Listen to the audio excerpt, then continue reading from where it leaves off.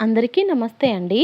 ఈరోజు వీడియో వచ్చేసి masala meal maker curry చాలా ఈజీగా చేసుకోవచ్చు. అన్నీ మనకి ఇంట్లో ఉండే ఇంగ్రీడియంట్స్తోనే ఈజీగా చేసుకోవచ్చు.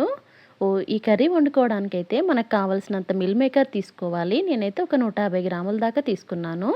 ఇప్పుడు దీంట్లో వేడి నీళ్ళు వేసి ఒక 4-5 నిమిషాలు నాననివ్వాలి. మరీ ఎక్కువసేపు కూడా నానాల్సిన అవసరం ఏం లేదు. ఇంకా 4-5 నిమిషాల పాటు నానిన తర్వాత నీళ్ళన్నీ తీసేసి కావాలంటే చన్నీళ్ళు వేసుకోండి, చేతులు కాలుతాయి కదా. ఇదిగోండి నీళ్ళన్నీ ఇలా పిండేసేయాలి. గట్టిగా స్క్వీజ్ చేస్తూ నీళ్ళన్నీ తీసేసేయాలి. ఇప్పుడు ఈ మిల్ మేకర్ని కావాలంటే నూనెలో ముందే వేయించుకోవచ్చు, వేయించకపోయినా పర్వాలేదు. ఇలా డైరెక్ట్గా ఇది మిల్ మేకర్లో రుచికి సరిపోను ఉప్పు కారం వేయాలి. ఒక 2 టీ స్పూన్ల కారము, 1 టీ స్పూన్ అంత ఉప్పు, 1 టీ స్పూన్ ధనియాల పొడి, అర టీ స్పూన్ జీలకర్ర పొడి, అర టీ స్పూన్ పసుపు, అలాగే పెరుగు కూడా వేయాలి. పెరుగు వద్దనుకున్న వాళ్ళు స్కిప్ చేయొచ్చు, తినని వాళ్ళు ఇష్టపడని వాళ్ళు ఉంటారు కదా.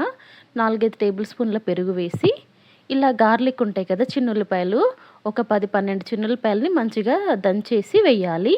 కొంచెం కచ్చాపచ్చాగా దంచి వేసి మంచిగా కలుపుకోవాలి.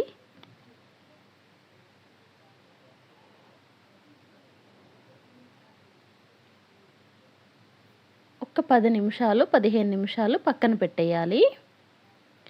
ఈ ఉప్పు కారం అనేది కూడా కొంచెం మిల్ మేకర్కి పడుతుంది కదా. నీళ్ళన్నీ అయితే మంచిగా తీసేయాలి, లేదంటే ముక్క ఉప్పు కారం సరిగ్గా పీల్చుకోదు.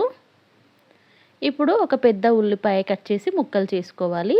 అలాగే ఒక 2-3 పచ్చిమిర్చి కూడా తీసుకొని మిక్సీ జార్లో వేసుకోవాలి.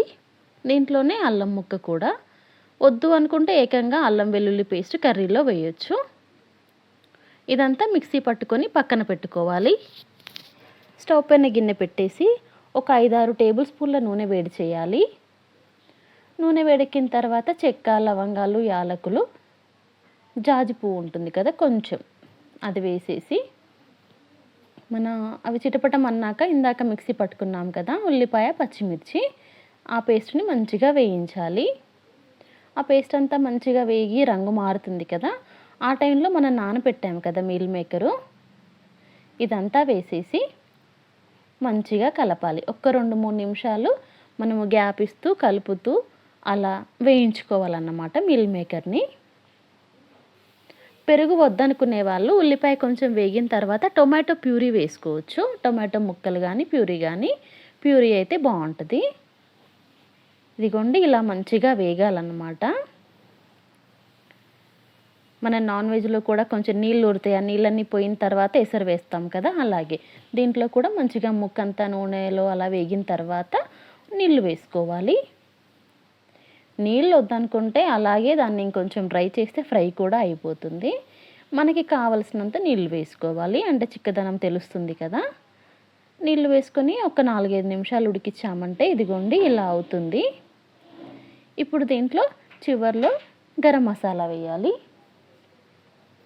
అలాగే కసూరి మేతి, 1 టీ స్పూన్ అంత కసూరి మేతి తీసుకొని కొంచెం డ్రై రోస్ట్ చేసుకొని ఇలా 2 చేతుల్లో నలిపేసేసి వేయాలన్నమాట. వేసి ఒక 2 నిమిషాలు, కొత్తిమీర ఆకుంటే కొత్తిమీర కూడా వేయొచ్చు. అన్నీ వేసేసి మంచిగా మూత పెట్టి ఇంకొక 2 నిమిషాలు ఉడికించాలి. మంచిగా నూనె పైకి తేలుతూ మంచిగా ఉడుకుతుంటుంది. అంతే అండి, మిల్ మేకర్ మసాలా అయితే రెడీ అయిపోయింది. మనకి వైట్ రైస్, చపాతీ దేంతో తిన్నా చాలా బాగుంటుంది. ఈ వీడియో నచ్చితే ప్లీజ్ లైక్ చేయండి.